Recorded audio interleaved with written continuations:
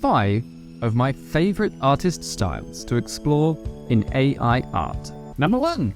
Alphonse Mucha. Mr. Mucha's stylized works are his most well known. I will show you some of the works that I have created in his honor, and you can see that they have this wonderful soft skin. There is a seductive nymph-like vibe to his works. And poor Mr. Mucha had a rather sorry end. The Nazis invaded Czechoslovakia and interrogated him sternly. This left him weakened and he died shortly afterwards.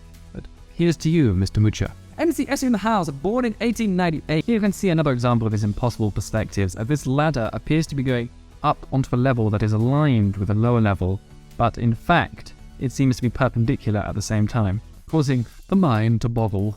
Ooh. Here are some paintings that I have created in the style of MC Escher. I particularly enjoyed his graphic notion of composure. He also created more than 2,000 drawings in his life. I particularly admire his distinguished chin and his prominent nose.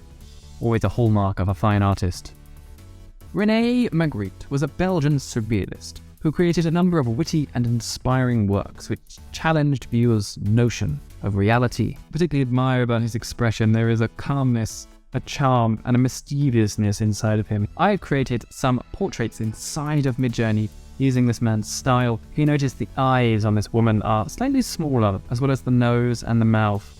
And here on this man, the jowls of his cheek have been accentuated, almost giving him the impression of a dog. And there's this very strange, almost coffee bean-shaped hat on the side of his head. The refined color palette and the smooth airbrushing texture, as well as the slightly surreal interpretations of the human face. Fun fact about René Magritte is he once employed a friend to distract his wife whilst he had an affair, but this did not go quite so well, as his friend ended up having an affair with his wife. But they reconciled, they're married, and they stayed together until they died. Like and comment and subscribe on this video, I would really appreciate it. Next up, we have Tamara de Lempicka.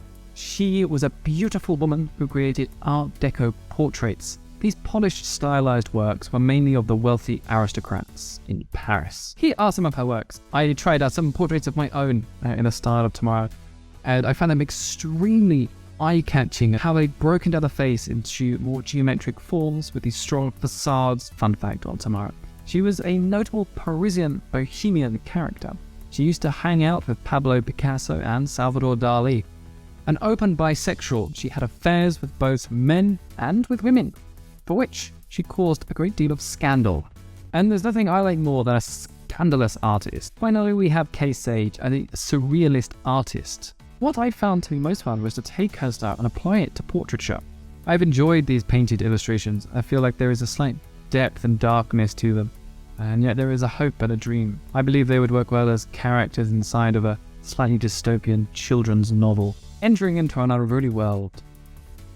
Crazy adventures. Another thing that you might want to experiment with is taking one artist who is known for a certain style and applying that style to a different type of content. Let me know if there's any artists that you like to use a lot in the comments. How ethical is it to take an artist's style and use AI art to reinterpret their works?